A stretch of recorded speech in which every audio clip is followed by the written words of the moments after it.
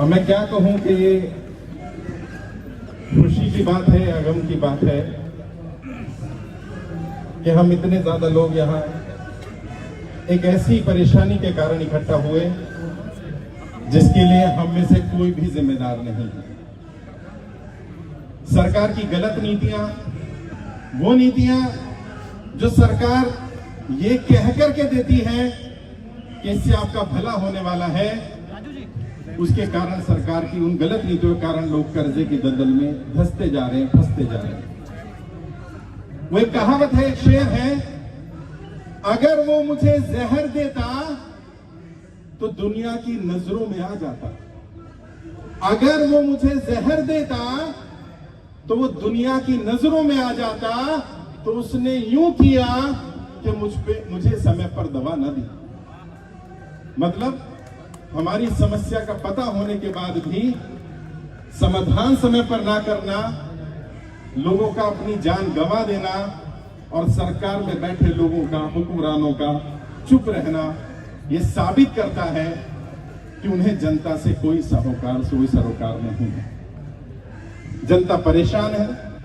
हर दिन हजारों लोग कॉल कर रहे हैं, हजारों लोग। यहां भी कई साथी होंगे, वो कहते हैं आपके फोन नहीं लगते हैं, कोई फोन नहीं उठाता है। मैं आपको क्या मतलब विश्वास कैसे दिलाऊं, कैसे यकीन दिलाऊं आपको कि हर दिन हजारों लोग कॉल कर रहे हैं और जितने लोग भी यहाँ बैठे हैं, जितने भी वॉलंटियर हैं, इनमें से कोई पेड व्यक्ति नहीं है। सब अपना काम धंधा, अपना व्यापार कुछ ना कुछ करते रहते हैं और उसके साथ साथ जनता की लड़ाई लड़ रहे हैं। और मैं आपको विश्वास दिलाता हूं इस मंच से, और आज आप यहाँ आए हैं इतनी बड़ी संख्या में, ये साबित करता है कि आप में से बहुत सारे लोग सिर्फ अपनी लड़ाई लड़ने यहाँ नहीं आए, वो यहाँ उस जनता की लड़ाई लड़ने आए, उस पड़ोसी की लड़ाई लड़ने आए, उस व्यक्ति की आवाज बनने आए हैं जो यहाँ नहीं पहुंच सकता, जो अपनी आवाज नहीं उठा सकता। और मैं आपसे वादा करता हूं, आपकी और हर उस व्यक्ति की आवाज उन हुक्मरानों तक पहुंचाएंगे, चाहे उसके लिए कुछ भी करना पड़े। सड़क पर उतरना पड़ेगा, सड़क पर उतरेंगे। संसद पर पहुंचना पड़ेगा, संसद पर पहुंचेंगे। सुप्रीम कोर्ट जाना होगा, जाएंगे। एक एक व्यक्ति का कर्जा माफ करवाया जाएगा। मैं आपसे फिर से वादा करता हूं, और मैंने जिम्मेदारी ली है। देश का एक एक नागरिक देश की धरोहर होता है, उसकी जान बचाना मेरी जिम्मेदारी है, मेरी टीम की जिम्मेदारी है, और हम अंतिम सांस तक की लड़ाई लड़ते रहेंगे। आज एक दिन की साकेतिक भूख हड़ताल पर मैं और मेरे साथी बैठे हुए हैं। अभी मुझे बताया गया कि यहाँ पर बहुत सारे साथी ऐसे हैं, बहुत सारी बहनें ऐसी हैं जिन्होंने सुबह से पानी तक नहीं पिया है। अगर वो हुक्मरान सुन रहे हो तो वो देखें कि यहाँ कैसे लोग बैठे हुए हैं, और ये ना भूख लगती है ना प्यास लगती है, इस कर्जे ने जान आफत में डाल दी है। अभी एक बुजुर्ग आए, वो मेरे पैर छू रहे हैं। मैं वेस्ट बंगाल के 80 साल के बुजुर्ग थे, मेरे पैरों में आकर गिर गए। कहते साहब बचा लीजिए, मेरी कमाई, मैंने जो घर बनाया, मैंने जो फैक्ट्री बनाई, 4 करोड़ का मात्र कर्जा था और 18 करोड़ की मेरी प्रॉपर्टी बैंक ने कब्जा कर ली। और बैंक सुनने को तैयार नहीं है, और सरकार के बैठे लोग इस समस्या को समस्या मानने को तैयार नहीं। लेकिन मैं उन्हें इस मंच से ये भी बता देना चाहता हूं कि ज्यादा दिन नहीं है साहब, अभी भी समय है, अभी भी समय है। स्वीकार कर लो कि गलती हुई है। जैसे नरेंद्र मोदी जी ने एक गलती अभी स्वीकार की, 2000 का नोट चलाना एक गलती थी, उन्होंने स्वीकार कर लिया और इसलिए उसको बंद करना पड़ गया। कॉमन सेंस है, जब 1000 रुपए के नोट से करप्शन होता है तो 2000 के नोट से डबल होगा ही। और उनके जो मीडिया के लोग हैं, जो उनके अपने साथी हैं, वो कहते हैं जब 2000 का नोट निकाला गया तो ये मास्टर स्ट्रोक था, और जब नोट वापस लिया गया वो भी मास्टर स्ट्रोक। बहुत बढ़िया। तो सरकार के बैठे लोग ये ना समझें कि जनता मूर्ख है, जनता सब समझ रही है, सब देख रही है, समय आने पर जवाब देगी। और मैंने कहा है, मेरी लड़ाई किसी नेता, किसी पार्टी से नहीं है, मैं किसी का समर्थक, किसी का विरोधी नहीं हूं, लेकिन जो जनता के साथ नहीं है, मैं उसका साथ देने वाला नहीं हूं। और आपको भी ये प्रण लेना होगा। अभी कई साथियों ने कहा, आज यहां से प्रण लेकर के जाएं, जो जनता के साथ होगा हम उसके साथ होंगे, जो जनता के साथ नहीं है हम उसके साथ नहीं है। इस संदेश को एक एक व्यक्ति तक पहुंचाना पड़ेगा, एक एक नागरिक को पहुंचाना पड़ेगा। आपकी आवाज उठाने के लिए देश के सभी 543 सांसदों को पत्र भेजे गए हैं, और पत्रों में 3 ही मांग की है। पहली मांग, वो लोग जो सरकार की गलत नीतियों के कारण, नोटबंदी के कारण, लॉकडाउन के कारण, जीएसटी गलत लगाने के कारण कर्जे की दलदल में फंसे, जिनका व्यापार बंद हो गया, जिनकी नौकरियां चली गई, सांसद जी बताएं क्या उनका कर्जा माफ होना चाहिए कि नहीं होना चाहिए? ये पहला सवाल पूछा गया सांसदों से। दूसरा सवाल पूछा गया, जब गौतम अडानी जी का 12,770 करोड़ रुपए का लोन अंडरराइट किया जा सकता है, जब गौतम अडानी जैसे व्यक्ति को 12,770 करोड़ रुपए की राहत दी जा सकती है, तो आम व्यापारी को 1 करोड़, 2 करोड़, 5 करोड़, 10 करोड़, 20 करोड़ तक का जो लोन लेता है, क्या उसे 2 साल का समय दिया जाना चाहिए कि नहीं दिया जाना चाहिए? ये अगला सवाल सांसदों से पूछा गया। तीसरा सवाल पूछा गया, वो लोग जो अब इस दुनिया में ही नहीं रहे, उनका लोन इंश्योर्ड था, और अगर इंश्योर नहीं भी था तो एक बैंक की जिम्मेदारी बनती थी कि लोन का इंश्योरेंस कराना था। आज जब व्यक्ति दुनिया में नहीं रहा तो कम से कम उसके बच्चों से सर के ऊपर से छत ना छीनी जाए, उनका पूरा लोन माफ होना चाहिए। सांसद जी बताएं इस पर क्या राय है? तीनों सवाल पूछे गए हैं। सांसदों को पत्र भेजा गया है स्पीड पोस्ट से, सांसदों के दिल्ली के घरों पर पत्र भेज दिए गए हैं बाय हैंड, सभी सांसदों को ईमेल कर दिया गया है, सभी सांसदों को व्हाट्सएप भेज दिया गया है। और आपकी जानकारी के लिए बता दूं, 6 सांसदों के जवाब भी आ गए हैं, और 6 के 6 सांसद ने कहा है जनता का कर्जा माफ होना चाहिए। अभी 6 सांसदों के जवाब आए हैं। मैं आपसे वादा कर रहा हूं 543 के 543 सांसदों को ये बात बोलनी पड़ेगी, वरना वो दोबारा सदन में जा नहीं पाएंगे। अगर उन्हें सदन का मुंह देखना है, अगर उन्हें सदन का मुंह देखना है तो उन्हें बात स्वीकार करनी पड़ेगी कि सरकार की गलत नीतियों के कारण जनता कर्जे की दलदल में फंसी है, और सरकार को जनता का कर्जा माफ करना पड़ेगा। और मैं आगे की भी बात बता देना चाहता हूं, यहां मीडिया के साथी बैठे हैं, ज्यादातर यूट्यूबर्स हैं, सोशल मीडिया पर हैं, अभी भी मुझसे जो बात कर रहे थे, मेरी मीडिया से भी कोई दुश्मनी नहीं है। अपने दिल पर हाथ रख के देखो, कितने लोग जो मीडिया में हैं उनके ऊपर कितना कर्जा है। मैं नाम नहीं लूंगा, कई पत्रकार हैं, बड़े बड़े आज तक चैनल के पत्रकार हैं, उन्होंने फॉर्म भरा हमारा कर्जा माफी का।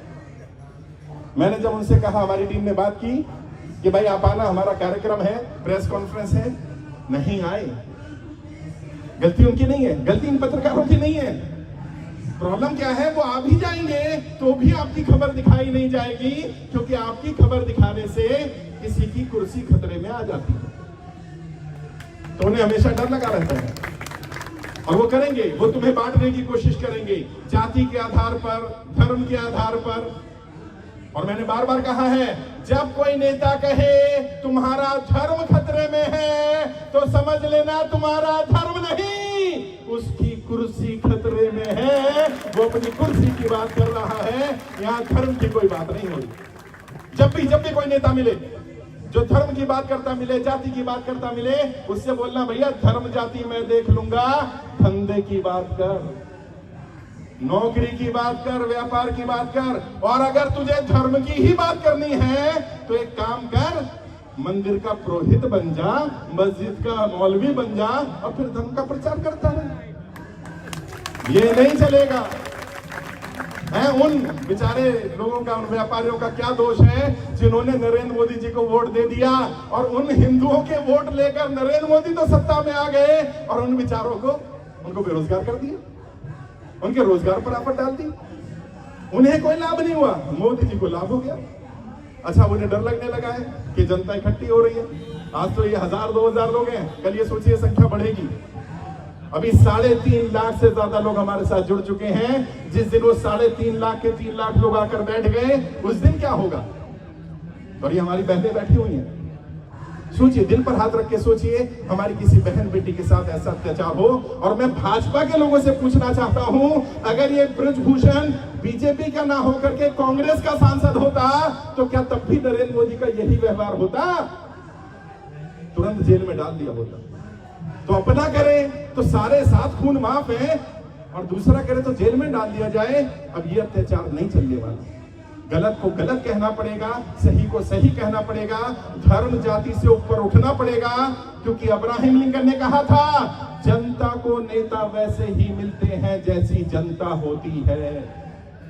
अगर नेता खराब है तो इसमें दोष नेता का नहीं है, इसमें दोष उस जनता का है। जब तक जनता नहीं सुधरेगी तब तक ये नेता सुधरने वाले नहीं है।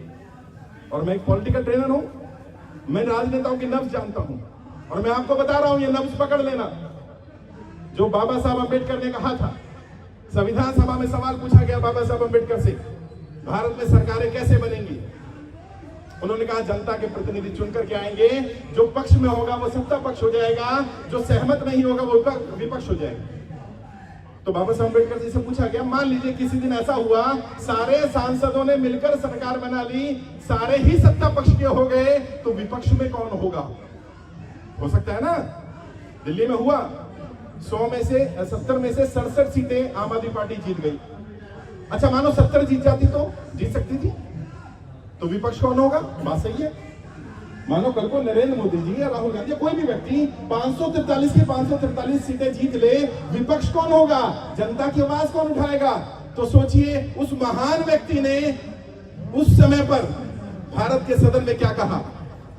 बाबा साहब अम्बेडकर ने कहा, सरकार जिसकी भी बनती है बनने दीजिए, जनता परमानेंट विपक्ष होगी।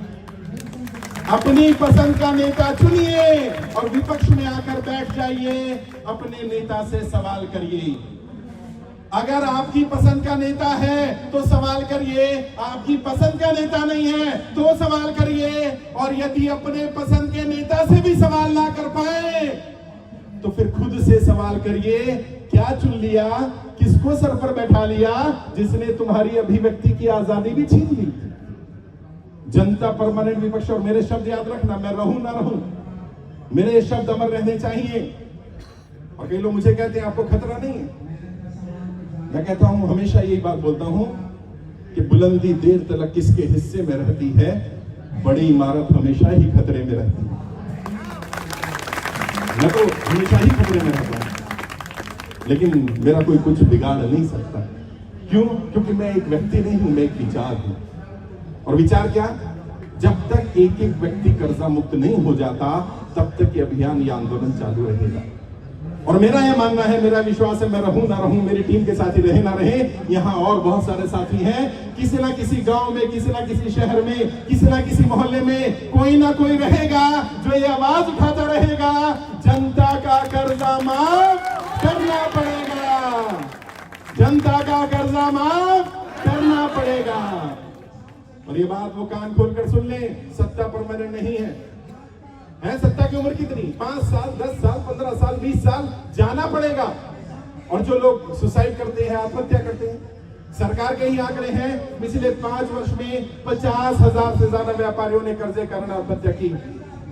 पिछले 1 वर्ष में 20,000 से ज्यादा लोग आत्महत्या कर चुके हैं। और मेरा मानना यह है, ये संख्या इससे कई गुना ज्यादा है, क्योंकि बहुत सारी खबरें अखबारों में नहीं आती हैं, सरकार की नजरों में नहीं आती हैं। आत्महत्या करना कोई समाधान नहीं है दोस्तों। मैंने कहा ना, सरकार की उम्र कितनी? 5 साल, 10 साल, 15 साल, सरकार चली जाएगी, आज नहीं तो कल चली जाएगी। इंसान की उम्र कितनी है? 50 साल, 60 साल, 70 साल, 80 साल, 90 साल, 100 साल। अगर 10-15 वर्ष खराब हो जाए तो पूरा जिंदगी खराब नहीं हुई है, इसको स्वीकार करिए। और इसमें आपकी गलती नहीं है, आप कर्जे की दलदल में फंसे, इस बात को स्वीकार करिए, आपकी गलती नहीं है। इसके लिए सरकार की गलत नीतियां जिम्मेदार हैं, और सरकार की गलत नीति की सजा अपने आप को मत दीजिए। फिर भी किसी को कोई दिक्कत आती है, मैंने बार बार कहा, कोई परेशानी आती है, कोई समस्या आती है, बात करिए, मुझसे बात कर सकते हैं, मेरी टीम से बात कर सकते हैं। और मैंने अपना पर्सनल व्हाट्सएप नंबर दिया था, उस नंबर के माध्यम से आपको यहाँ की जानकारी मिली। मैं जहां जहां जब जब जिस राज्य में जाता हूं वहां की जानकारी मिलती है। कॉल मत करिए, व्हाट्सएप कर दीजिए, अभी सर कहां मिलेंगे, आपको जानकारी मिल जाएगी, मेरा अगला शेड्यूल कहां है। और मैं कोशिश कर रहा हूं बाकी सांसदों के भी जवाब आ जाए। जब जवाब आ जाएंगे तो अगला कदम क्या है हमारा? जिन 6 सांसदों ने समर्थन किया है उन सांसदों से अब अगला लेटर भेजकर अपील की जा रही है, सदन में हमारा मुद्दा उठाइए। पता तो चले कि सांसद वास्तव में हमारे साथ है या दिखावा कर रहा है। अभी बोला ना राजीव जी ने, राहुल जी ने, जब तक तोड़ेंगे नहीं तब तक छोड़ेंगे नहीं। ये कान खोल के सुन ले, सत्ता में बैठे लोग, किराएदार है भैया, परमानेंट मकान नहीं है, छोड़ना पड़ेगा। अगर जो सांसद ये कहते हैं, 6 सांसदों ने कहा, 2 बीजेपी के भी सांसद हैं, उन्होंने भी कहा कि जनता का कर्जा माफ होना चाहिए। एक एनसीपी के सांसद ने कहा, एक कांग्रेस से कहा, एक झारखंड से है, एक और सांसद है, इन सब ने कहा कर्जा माफ होना चाहिए। अब इनसे रिक्वेस्ट की जा रही है सदन में मुद्दा उठाइए, और अगर वो सदन में मुद्दा नहीं उठाते हैं तो पता चल जाएगा हाथी के दांत दिखाने के और है और खाने के और है। और फिर हम क्या करने वाले? देखो सारी रणनीति बता रहा हूं आज, ताकि तुम्हें भी पता चल जाए आगे क्या होने वाला है। अभी बोला ना, किसने बोला था धमाके की जरूरत होती है बहरों को सुनाने के लिए, तो मैं धमाका बता रहा हूं क्या क्या करने वाले हैं हम। जिन सांसदों के जवाब नहीं आएंगे, तो पत्र में लिखा गया है, सांसद महोदय आपकी क्षेत्र की जनता का कर्जा माफ होना चाहिए कि नहीं होना चाहिए, 7 दिन में आप जवाब दे दीजिएगा। यदि 7 दिन में आपका जवाब नहीं आता है तो ये मान लिया जाएगा आप जनता की कर्जा माफी के समर्थन में नहीं हैं। और फिर क्या करेंगे हम? फिर उस सांसद की लोकसभा में पोस्टर लगवाए जाएंगे। ये सांसद जी कह रहे हैं मैं अपने क्षेत्र की जनता का कर्जा माफ करने के लिए सांसद नहीं बना, मैं तो अमीरों का कर्जा माफ करने के लिए बना हूं। फिर जनता तय कर लेगी कि जनता ने साथ देना है कि नहीं देना। और जैसा भी राजीव जी ने कहा और वक्ताओं ने कहा, जरूर नहीं कि मैं जाऊं, ये जाए, इनमें से कोई जाए, तुम में से कोई क्यों ना जाए। जिसको समस्या आ रही है वो जाए सांसद के पास। और अभी हम लोग टीम बना रहे हैं, हर लोकसभा में 100 लोग, रोज सांसद जी क्या बैठ जाओ, चाय पानी खाना नाश्ता मिलता है, अच्छा जाके पूछो सांसद जी कर्जा कब माफ करोगे। अच्छा रिकवरी वाले को सांसद के घर बुला लो, भैया मेरे पैसे ना सांसद जी से लेने हैं, वहां आ जा। जब तक तोड़ेंगे नहीं छोड़ेंगे नहीं। और जितने भी सांसद हैं माननीय हैं, सम्माननीय हैं, सम्मान के साथ उन्हें कह रहा हूं, आपको आपकी कुर्सी प्यारी है, मुझे आपसे ज्यादा आपके साथ हमदर्दी है और मैं चाहता हूं आप परमानेंट उसी कुर्सी पर रहे, अंतिम शव यात्रा भी उसी कुर्सी पर निकाले, मुझे कोई आपत्ति नहीं है? अगर जनता का कर्जा माफ नहीं कर सकते तो कुर्सी से उतर क्यों नहीं जाते माई बाप? कुर्सी ही तो है, अर्थी तो नहीं है कि उतर नहीं सकते। मैं भी चाहता हूं कि आप कुर्सी पर बने रहें, परमानेंट कुर्सी पर रहें, लेकिन आपको सिर्फ इतना सा करना होगा कि सदन में तय करें कि अगले 5 वर्ष, जैसे पिछले 5 वर्ष में लगभग 16 लाख करोड़ से ज्यादा का लोन अंडरराइट किया है, अमीरों का राइट ऑफ किया गया है, तय कर ले अगले 5 वर्ष अमीरों का कर्जा माफ ना करके अमीरों को राहत ना देके आम जनता को राहत देंगे। और मैं आप सबसे पूछना चाहता हूं, अगर कोई भी आपका सांसद ये वादा करे कि मैं आपका कर्जा माफ करूंगा या मैं अभी करने को तैयार हूं, चाहे वो किसी भी पार्टी का हो, तो उसका साथ देंगे कि नहीं देंगे? आवाज आई, देंगे कि नहीं देंगे? साथ देना चाहिए कि नहीं देना चाहिए? अच्छा अगर सांसद कहे मैं कर्जा माफ नहीं करूंगा तो साथ देना चाहिए कि नहीं देना चाहिए? सांसद महोदय मुझे लाइव सुन रहे होंगे, नहीं तो वीडियो मिल ही जाएगा। किसी पार्टी किसी नेता से लड़ाई नहीं, इस बार जनता तय करेगी कि जनता के मुद्दों पर बात होगी, वरना जनता तय करेगी कि सरकार वो आएगी जो जनता के मुद्दों पर बात करेगी। कोई पार्टी कोई नेता अपने को नहीं चाहिए। इसलिए मैंने क्या किया, मैं आपको एक और राज की बात बताता हूं। ये खुराफाती बैठा हुआ कहां गया? राजीव, ये भगत सिंह है जो भिड़ने की बात करता है। इसने कहा एक काम करते हैं, प्रधानमंत्री के घर ही मिल लेते हैं सब जाके। वैसे एक बार और ये कांड कर चुका है, बता दूं क्या? एक बार इसको जोश आ गया, 100 लोगों को लेकर प्रधानमंत्री के घर में उसका पुतला फूंक दिया। इसी प्रधानमंत्री की बात कर रहा हूं, नरेंद्र मोदी जी की, जिनको लोग कहते हैं उनसे सब डरते हैं। घर में घुस के पुतला फूंक दिया, तो कहते हैं एक काम करते हैं, सबको वहीं बुला लेते हैं। मैंने कहा यार पुलिस वाले परमिशन नहीं देंगे। कहता सर आज तक लीक अब है परमिशन। और ये यहाँ जो मैनेजमेंट कर रहे हैं, सच बता रहा हूँ, पहली बार ही परमिशन ली है इसने। मैंने रिक्वेस्ट किया भाई परमिशन ले ले। हम वो लोग हैं परमिशन नहीं लेते। परमिशन क्या, जनता को क्या परमिशन चाहिए भाई? और ये बात उन नेताओं को भी समझ में आनी चाहिए कि नेताओं के लिए तुरंत परमिशन है, और जो नेता को नेता बनाता है उस जनता को परमिशन लेनी पड़ेगी, वो भी अपनी कर्जा माफी के लिए। मैंने इसको मना किया, मैंने कहा अभी ऐसा कुछ नहीं करना। मैं आपको भी कह रहा हूं अभी ऐसा कुछ नहीं करना। जब समय आएगा तो बता दिया जाएगा आगे क्या करना है। अभी चूड़ी उतनी ही टाइट करो जितनी जरूरत है। और ये लोग करेंगे, धर्म की बात करेंगे, जाति की बात करेंगे, करने दो। किसी ने मुझसे कहा, मीडिया के साथी ने, आपको पता नहीं है नरेंद्र मोदी जी कहेंगे हमने राम मंदिर बनवा दिया। मैंने कहा बहुत अच्छी बात है, मैं कहता चाहता हूं नरेंद्र मोदी जी से, जिस दिन राम मंदिर का उद्घाटन करें उसी दिन अनाउंस कर दें देश की जनता का कर्जा माफ।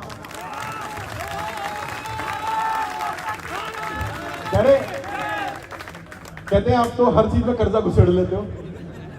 मैंने कहा वो भी तो धर्म घुसेड़ लेते हैं। हाँ, धर्म बड़ा है लेकिन धर्म से बड़ा धंधा है। जब पेट में रोटी नहीं होती ना साहब, तो उसे हिंदू मुस्लिम सिख ईसाई कुछ नजर नहीं आता, उसको उस समय अपना धंधा नजर आता है। उन लोगों से पूछो जो भूख से मर जाते हैं, उस व्यक्ति से पूछो। लोग कहते थे आत्महत्या कर ली, कायर था। मैं सच्चाई बताऊं, कायर था कि नहीं था मुझे नहीं पता, लेकिन खुददार था, इज्जतदार आदमी था वो। क्योंकि जब उसकी समाज में इज्जत उछाली जा रही थी, जब उसकी बहन बेटियों को बुरा कहा जा रहा था, मरता क्या ना करता, अपने सामने देख नहीं सकता, या तो मार देता या मर जाता। मारने की ताकत नहीं थी, मर गया। और कितना अत्याचार हो रहा है। यहाँ मध्य प्रदेश से साथी आए होंगे, उन्होंने बताया, मैं नाम नहीं लूंगा किसी का, उन्होंने बताया कि साहूकार से पैसा ले लो और साहूकार कहता है अगर तुम किस्त नहीं दे सकते तो अपनी बहन बेटी को मेरे पास भेजो। ये सरकार में बैठे लोग, ये जो गूंगे बहरे लोग हैं ना, जो सब सुनते भी कुछ नहीं सुनते हैं, सब देखते भी कुछ दिखता नहीं है, उन्हें पता चलना चाहिए कि बहन बेटियों की इज्जत के साथ खिलवाड़ हो रहा है। इस कर्जे ने इतनी बुरी हालत ला दी है, और वो व्यक्ति जो मर रहा है उसके मरने का सबसे बड़ा कारण ये बदनामी है। इज्जतदार आदमी क्या कर सकता है? कितना कर्जा? 10,000, 20,000, 50,000, लाख, 2 लाख, 5 लाख, इससे ऊपर का कर्जा नहीं है। लेकिन बस, और जैसा भी राजीव जी ने कहा, हमारी प्रशासन से कोई लड़ाई नहीं है। ये पुलिस वाले साथी, सीआरपीएफ के साथी खड़े हैं, पैरामिलिट्री के साथी खड़े हैं, इनके भी परिवारों में कर्जा होगा। हमारा इनसे कोई विरोध नहीं है, क्योंकि जो गांधी जी ने कहा था, व्यवस्था का विरोध करना, व्यवस्था बनाने वालों का विरोध मत करना, क्योंकि व्यवस्था बनाने वाले भी उसी व्यवस्था के शिकार हैं। इनके ऊपर बेचारों के ऊपर नौकरी की तलवार अटकी हुई है, नौकरी चली जाएगी। वैसे कोई कमाई का साधन नहीं है, नौकरियां है नहीं, जैसे तैसे नौकरी मिल गई, नौकरी ना चली जाए। लेकिन मैं बता रहा हूं, ये अंदर की बात है, ये सारे लोग हमारे साथ हैं, ये सच्चाई बता रहा हूं मैं। ये जितने पुलिस वाले, पैरामिलिट्री के लोग हैं, सब हमारे साथ हैं, क्योंकि इनको भी पता है देश की जनता कर्जे की दलदल में फंसी हुई है, और उनसे कर्जे की दलदल से कोई बाहर निकालने के लिए बात नहीं कर रहा। अगर कोई कर रहा है तो केवल मैं, आपका भाई, आपका दोस्त, आपका बेटा कर रहा हूं, मेरी टीम कर रही है, ये साथी कर रहे हैं। और जैसा मैंने कहा, जब मुझे पता चला कि यहाँ इस भीड़ में बहुत सारे साथी ऐसे हैं जिन्होंने सुबह से मेरे साथी भूख हड़ताल पर बैठ गए हैं, बताया भी नहीं है, पानी तक नहीं पिया, मैंने भी पानी नहीं पिया।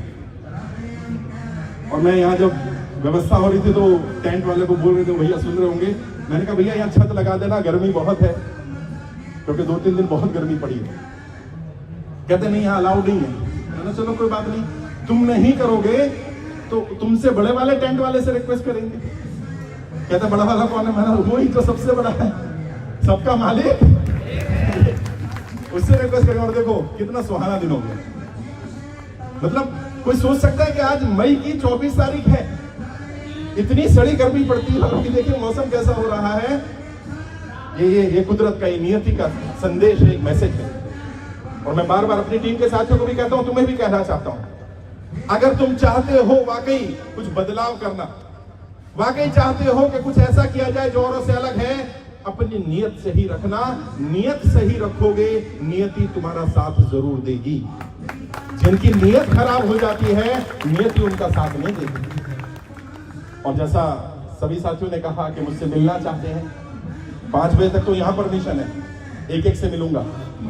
बिल्कुल मत घबराना, कोई नोटिस आया तो मेरी लीगल टीम है, एडवोकेट बैठे ना भाई, लीगल टीम है ना, हाँ लीगल टीम बैठी हुई है, उनसे मिलवाएंगे। अलग अलग राज्यों के प्रभारी हैं, जिस राज्य से तुम आए उससे मिलवाएंगे। तुम्हारी समस्या का समाधान जो इमीडिएट हो सकता है वो करने की कोशिश करेंगे, सबसे मिलेंगे। घबराना नहीं है, परेशानी होना। 5 बजे तक का समय तो यहाँ है। अगर यहाँ नहीं मिल पाएंगे तो इसके बाद हम यहाँ से अपना ये भूख हड़ताल तोड़ने के लिए सीधा गुरुद्वारे जाएंगे, बंगला साहिब। वहां हमने मैनेजमेंट से रिक्वेस्ट की थी, उन्होंने हमारी रिक्वेस्ट मान ली है। वहीं जाकर के पंगत में खाना खाएंगे, गुरु का आशीर्वाद भी ले लेंगे। गुरु की मेहर रहेगी। और ये यकीन मानना, मैं नहीं कर सकता ये काम, ये टीम नहीं कर सकती, हम में से किसी में ताकत नहीं करने की। जब तक वो परमपिता परमात्मा, वो खुदा, वो भगवान, वो वाहिगुरु, वो अल्लाह, उसकी मेहर ना हो, उसकी रहमत होगी तो सब काम हो जाएंगे। ये उसी की रहमत थी जो ये काम हो गया, कार्यक्रम हो गया। आप सभी लोग बधाई के पात्र। मुझे पता चला अलग अलग राज्यों से आए, उड़ीसा से पूरी टीम आई है, कितने 25-30 साथी उड़ीसा से आए हुए हैं, मध्य प्रदेश से ऐसी साथी है, महाराष्ट्र से आए, गुजरात से आए, वेस्ट बंगाल से पूरी टीम आई हुई है। जबकि मैंने मना किया था, मैंने रिक्वेस्ट किया था भाई मत आना बाहर से, दिल्ली और एनसीआर के लोग आना, लेकिन आप आए। ये आपका व्यक्तिगत रूप से मेरे ऊपर एहसान है। और मैं आपसे वादा करता हूं, जब भी उस परमपिता परमात्मा ने, उस नियति, उस खुदा, उस भगवान, उस वाहिगुरु ने, उस अल्लाह ने मुझे ताकत दी, 1 मिनट नहीं लगाऊंगा तुम सबका कर्जा माफ करा दूंगा, 1 मिनट नहीं लगाऊंगा। ये मेरा वादा है आपसे। और मौत और जिंदगी तो ऊपर वाले के हाथ है, वो तो पता नहीं। जीते जी मैं आपसे वादा करता हूं, मैं आपकी लड़ाई लड़ता रहूंगा। मैंने अपना व्यापार, काम धंधा सब बंद कर दिया। मेरा अब एक ही ध्येय है, जनता की कर्जा माफी, और इसके लिए जहां जाना पड़ेगा जाएंगे। अभी हमने कई लोगों को समस्या का समाधान करने के लिए सांसदों, विधायकों के पास भेजना शुरू कर दिया है। कई लोग ऐसे हैं जिनके पास खाने के लिए रोटी भी नहीं है, जिनके पास रहने की जगह नहीं है, तो बिल्कुल मत घबराइए, तुरंत हमारा लेटर लेकर के सांसद और विधायक क्या चले जाइए। लेटर आपको चाहिए होगा, हमारे राज्य का प्रभारी आपको लेटर दे देगा, उसको लेटर को लिख करके, उसका प्रिंट आउट लेकर के, उसको लेकर के सांसद को दे देना। जो मदद चाहिए होगी सांसद करेगा। अगर मदद कर दे तो उसकी वीडियो बनाना, उसको हम प्रमोट करेंगे, चाहे किसी पार्टी का हो। अगर मदद ना करे तो भी वीडियो बना लेना, तो भी प्रमोट करेंगे।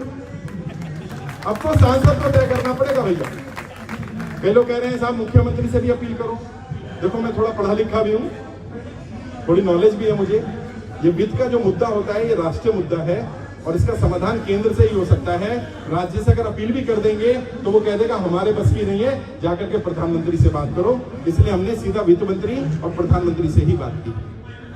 7 बार वित्त मंत्रालय में डेलीगेशन जा चुका है, 4-5 बार पीएमओ जा चुका है। आज भी एक पत्र हम पीएमओ में भेज रहे हैं। जब तक जवाब नहीं आएगा पत्र भेजते रहेंगे। और हमने तय कर लिया है कि कब तक पत्र भेजा जाए उसकी भी एक सीमा होनी चाहिए। तो मैं अपनी तरफ से आज इस मंच से आपकी सहमति से एक सीमा रखना चाहता हूं। तो क्या एक सीमा दे दी जाए सरकार को? भाई नहीं दी जाए, आवाज नहीं आ रही। दी जाए कि नहीं दी जाए? नहीं, नरेंद्र मोदी जी के स्टाइल में दी जाए कि ना दी जाए? भाइयों बहनों, दी जाए कि ना दी जाए? अच्छा, लोग कह रहे हैं नहीं दी जाए, सरकार को कोई सीमा नहीं। ओ भाई ऐसे मत करो। मेरे हिसाब से 1 महीने का समय सरकार को दे दिया जाए, और ये हमारा लास्ट अल्टीमेटम होना चाहिए कि अगर 1 महीने में सरकार जनता की कर्जा माफी पे निर्णय ना ले तो फिर हम निर्णय लेंगे कि हमें क्या करना है। क्योंकि अब ऐसे कब तक हम मालिक होने के बाद भी कटोरा लेकर के सरकार के दर दर भटकते रहेंगे। तो अगर सरकार नहीं सुनती, हाँ, तो संसद कुछ करेंगे। नहीं, अभी कुछ नहीं करेंगे। 1 महीने का समय दे देते हैं। आज 24 तारीख है, 24 मई 2023। 1 महीने से ज्यादा का समय देते हैं, 30 जून 2023। 30 जून तक का समय है सरकार के पास, सांसदों के पास, जवाब दे दें। अगर 30 जून तक जवाब नहीं आता तो फिर हम उन्हें तय करके बता देंगे कि अब हम क्या करने जा रहे हैं। फिर हम सरकार से संवाद करना बंद करके जनता के साथ ही संवाद कर लेंगे और जनता को अपने साथ ले लेंगे। सही है? नहीं ऐसे नहीं, सर्वसम्मति से हाथ उठा के तैयार है? तैयार है? तैयार है? तो सरकार में बैठे लोग सुन ले, नरेंद्र मोदी जी माननीय प्रधानमंत्री, आप मेरे भी प्रधानमंत्री हैं, हम सबके प्रधानमंत्री हैं। आपसे एक बार और अंतिम अपील कर रहे हैं। आप कहेंगे हाथ जोड़ के, तो हाथ जोड़ के अपील कर लेते हैं, पैर पकड़ के अपील कर लेते हैं, जैसे कहोगे वैसे अपील कर लेते हैं। 30 तारीख तक आप हमें बता दें कि आप जनता का कर्जा माफ कर रहे हैं कि नहीं कर रहे हैं। अगर 30 जून तक जवाब नहीं आता तो जो भी करना होगा फिर जनता को करने देंगे, फिर हम जनता को रोकेंगे नहीं। जनता संसद का घेराव करना चाहे संसद का घेराव कर ले, जनता सांसद का घेराव करना चाहे सांसद का कर ले, जनता सांसद की कुर्सी पकड़ना चाहे कुर्सी पकड़ ले, छीनना चाहे छीन ले, बैठना चाहे बैठ ले। तैयार है? तैयार है? क्योंकि देखो जैसा भी कहा था हरमन जी ने, नहीं नीरज जी ने कहा था क्या, अगर आप यहाँ खांसोगे भी ना तो आपकी खांसी की आवाज भी संसद भवन में जाती है, क्योंकि यहाँ ऑफिसर बैठे होंगे, पुलिस वाले होंगे, एलआईओ होंगे, सिविल ड्रेस पे होंगे, वो जानकारी देंगे पल पल की। मैं तो वैसे सर्वेलेंस पे रहता हूँ, ये लोग भी सर्वेलेंस पे रहते हैं, और आज से तुम भी सर्वेलेंस पे आ जाओगे। सरकार देखेगी अच्छा यही खुराफाती है। डरना नहीं है किसे, हम गलत नहीं कर रहे, हमारी कोई मांग गलत नहीं है, और अपने लिए मत लड़ना बस। मैंने देश की आजादी से पहले के, आजादी के बाद के मैक्सिमम आंदोलनों के बारे में पढ़ा। मैंने देखा कि आंदोलन फेल क्यों होते हैं और आंदोलन सफल क्यों होते हैं। राज की बात बता रहा हूं, तुम लेके जाना, तुम्हारा आंदोलन सफल हो जाएगा। पता चला ज्यादातर आंदोलन इसलिए फेल हो जाते हैं क्योंकि हर कोई अपनी मांग के लिए लड़ रहा होता है। यहां पर रेगुलरली लोग बैठते हैं, कोई अपनी मांग कर रहा है, पेंशन दे दो, कोई कह रहा है कुछ दे दो, कोई कुछ दे दो, कोई कुछ दे दो, हर कोई अपनी लड़ाई लड़ रहा है। जब तक तुम अपनी लड़ाई लड़ते रहोगे, अपनी मांग के लिए लड़ते रहोगे, मेरा विश्वास करना तुम लड़ाई जीत नहीं पाओगे। अगर तुम वाकई लड़ाई जीतना चाहते हो, अपनी लड़ाई लड़ना बंद कर दो, दूसरों की आवाज उठाना शुरू कर दो। और देखो यहाँ हजारों लोग हैं समय को, अगर हर व्यक्ति तय कर ले मुझे हर एक की मदद करनी है, तो एक व्यक्ति की मदद के लिए 1000 लोग मिलेंगे। और अगर हर व्यक्ति तय कर ले मुझे अपनी मदद करनी है, तो एक मिलेगा। तय कर लो तुम्हें 1 चाहिए कि 1000 चाहिए, है कितने चाहिए? तो बस तय कर लो अपने पड़ोसी की मदद करनी है।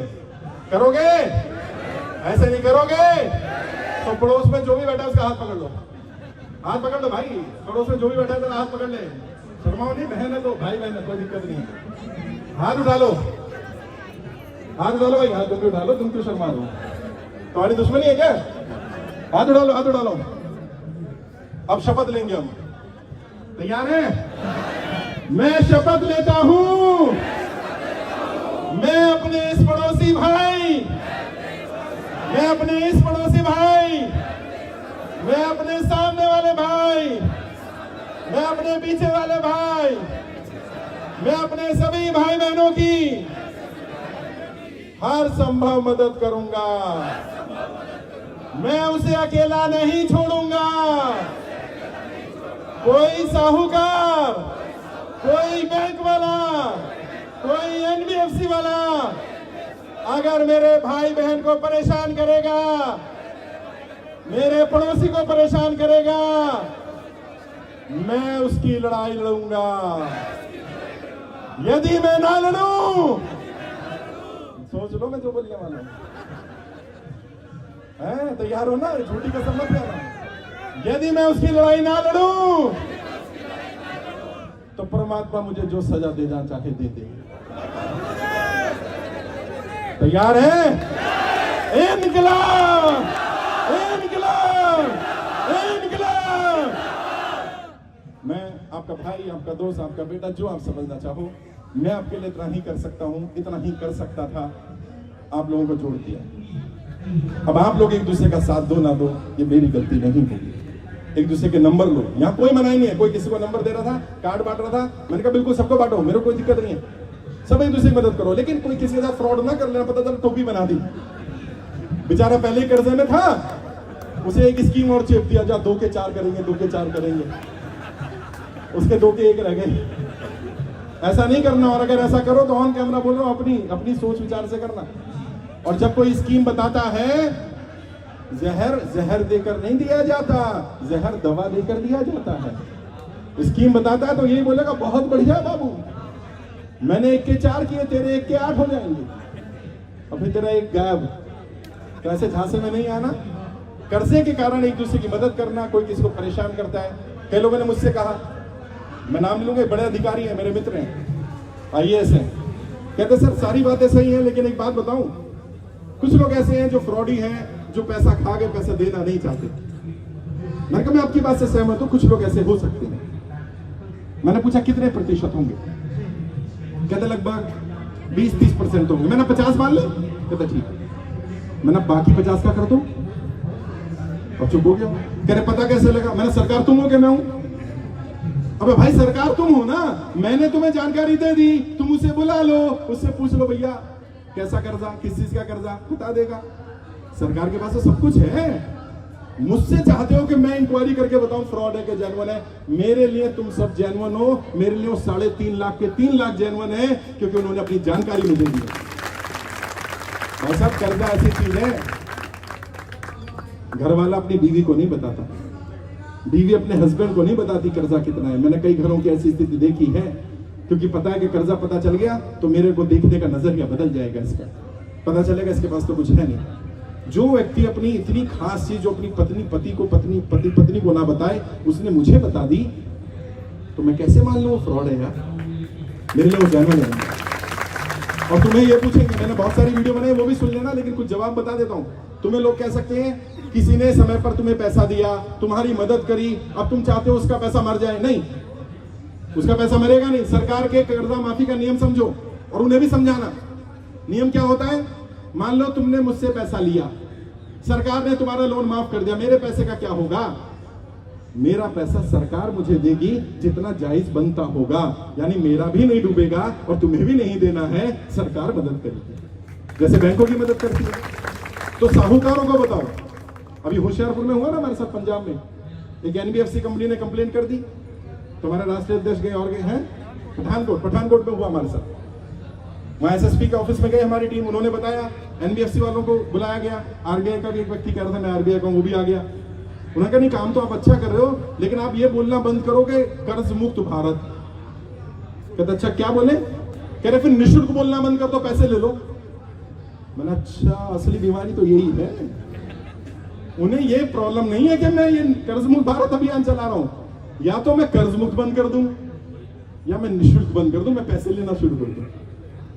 मैंने कहा भैया ऐसा है, ना तो हम निःशुल्क हटाएंगे और ना कर्ज मुक्त हटाएंगे, तुम बताओ तुम्हें समस्या क्या है? जब हमारी टीम ने तर्क रखने शुरू करे तो उन्होंने कहा जी लोग आते हैं हमारे पास, लोन ले लेते हैं और अगले दिन कहते हैं मैंने तो फॉर्म भर दिया कर्जा मुक्ति का, अब मेरा लोन माफ हो जाएगा। भाई ऐसा भी नहीं करना। मैं आपके माध्यम से मीडिया के साथ सोशल मीडिया पे तो आप सब डालोगे, मैं ये बात बताना चाहता हूं, जो लोग नोटबंदी, GST, लॉकडाउन के कारण, सरकार की गलत नीतियों के कारण कर्जे की दलदल में फंसे हैं, उनकी कर्जा माफी का यह अभियान है। अगर कोई कहता है कि लॉकडाउन, नोटबंदी, GST के अलावा सरकार की कोई नीति से मैं कर्जे की दलदल में फंस गया, उसका भी कर्जा माफ करवाएंगे। लेकिन ऐसा मत करना कि किसी से पैसा ले लो बैंक से और अगले दिन लोन माफी का आवेदन कर दो, क्योंकि सरकार ऐसे लोगों का लोन माफ नहीं करेगी। मैंने बताया था 4 कैटेगरी के लोगों का लोन सबसे पहले माफ होगा, जब भी होगा। पहला, जो व्यक्ति दुनिया में नहीं रहा, नोटबंदी, GST, लॉकडाउन के कारण या किसी भी कारण बंदे की डेथ हो गई, लोन था, गाड़ी का, घर का लोन था, उसका लोन माफ होना ही चाहिए, इसमें तो सरकार भी सहमत हो जाएगी। दूसरा, वो लोग जिनका व्यापार बंद हो गया और वो साबित कर देते हैं उनका व्यापार था नोटबंदी, GST, लॉकडाउन से पहले और अब व्यापार नहीं है, उनका लोन माफ हो जाएगा, होगा ही होगा। तीसरा, किसानों का लोन माफ होगा, पहले भी कुछ किसानों का लोन माफ हुआ है, किसानों का फिर माफ हो जाएगा।